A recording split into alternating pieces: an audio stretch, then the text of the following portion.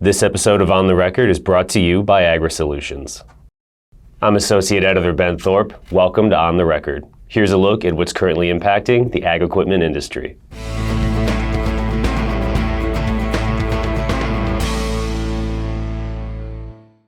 Rising interest rates have become a leading reason for growers to not buy farm equipment, according to the latest update to Purdue's Ag Economy Barometer. In the April update, 1/3 of farmers said rising interest rates was the primary reason that now is a bad time to make large investments like farm machinery and new construction. The increasing prices of farm machinery was the second most selected option at 32%, which was down from 45% in the previous update. Overall, over 70% of surveyed farmers said now is a bad time to make large investments in their farming operation. When responding to the open-ended comment question posted at the end of the survey, multiple respondents voiced concerns about the banking sector's problems and its potential to hurt the economy, which likely also weighed on producer sentiment, according to the report. The Farm Capital Investment Index was down slightly in the latest update to the barometer to a reading of 42 versus 43 in the previous update, its third month in a row of little change. This week's dealers on the move are B&K Power Equipment, United Ag and Turf, Redline Equipment, and Kenfeld Group. Single-store Massey Ferguson dealer B&K Power Equipment in Marengo, Illinois, announced it would permanently close on March 21st. John Deere dealer United Ag and Turf announced on March 28th its acquisition of Lawson Implement Co., which had locations in Hamilton and Goldthwaite, Texas. On March 28th, Case IH dealer Redline Equipment broke ground on a new facility at its Logansport, Indiana location. And John Deere dealer Kenfeld Group opened its 9th location in Fort Wayne, Indiana on March 30th. Now here's Noah Newman with the latest from the Technology Corner.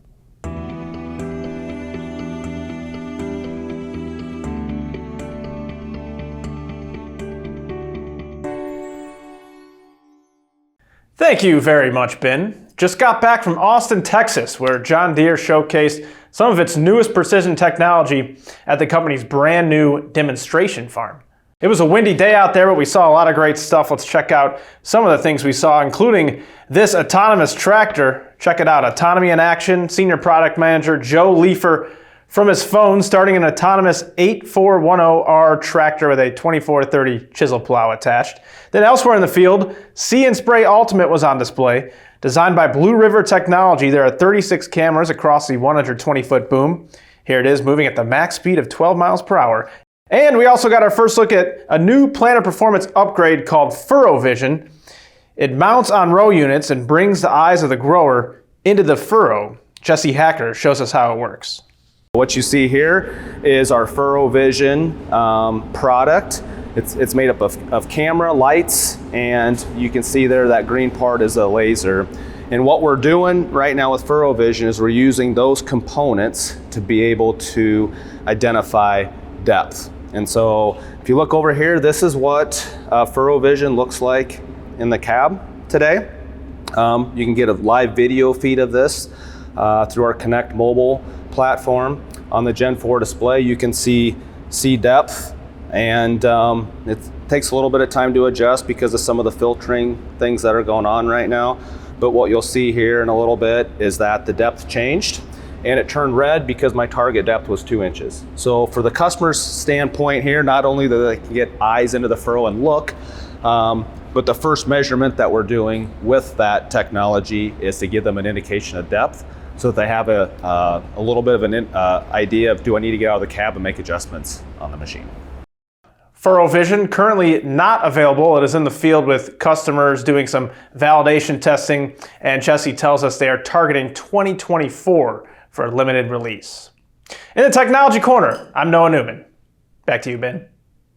USDA's Prospective Plantings Report, which was released on March 31st, forecast increases in both planted corn and soybean acreages for 2023. Corn planted for all purposes in 2023 is estimated at 92 million acres, up 4% or 3.4 million acres from 2022. Year over year, planted corn acreage is expected to be up or unchanged in 40 of the 48 estimating states. This year's forecasts represent a 1.35 decrease from the 93.3 million acres planted in 2021. Soybean planted acreage for 2023 is estimated at 87.5 million acres, up slightly from last year. Compared with 2022, soybean planted acreage is up or unchanged in 15 of the 29 estimating states. 2023's forecast represents a 0.35% increase from the 87.2 million acres planted in 2021. USDA's grain stocks report, also released March 31st, reported year-over-year decreases in corn and soybean stocks versus 2022. Corn stocks in all positions, both on and off farms, on March 1st totaled 7.4 billion bushels, down 5% from March 1st of last year. Of the total stocks, 4.11 billion bushels were stored on farms, up 1% from 2022. Off-farm stocks, at 3.29 billion bushels, are down 10% from 2022. Soybeans stored in all positions on March 1st totaled 1.69 billion bushels, down 11% from March 1st of last year. Soybean stocks stored on farms are estimated at 750 million bushels, down slightly from 1 year ago. Off-farm stocks, at 936 million bushels, are down 21% from last March. Dealers' used combine inventories are recovering from record lows, according to the latest results of the Ag Equipment Intelligence Dealer Sentiment and Business Conditions Update. A net 3% of dealers reported used combine inventories as too high, the first too high reading since May 2021, in February, versus the net 16% reporting inventories too low in January. Used combine pricing declined notably in the latest results as well, coming in flat year-over-year for the first time since early 2021, versus a 4% year-over-year increase that was reported for January.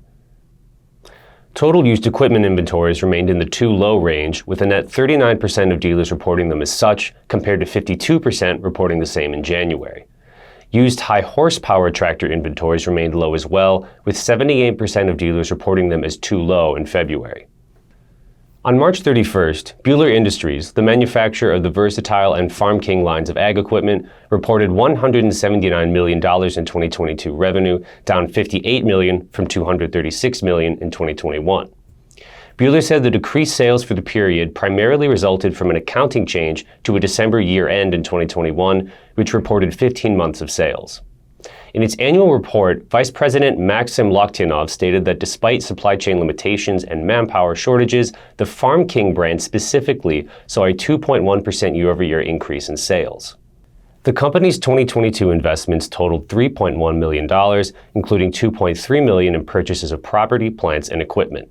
This was 35% below the $4.8 million the company invested in 2021, which included $3.7 million in purchases of property, plants, and equipment. Buhler spent a total of $5.5 million on research and development in 2022, down 9% from just over $6 million spent in 2021. Buhler's total inventory came in at $130 million for 2022, up 5% from $124 million in 2021. Among that inventory, Buhler reported a 12% increase in raw materials to a value of $69 million. The company is projecting increased sales for 2023 and said it has a large backlog of sales and continues to have strong demand for agricultural machinery and equipment. Buhler added that increased sales will require additional inventories and receivables to support the sales growth.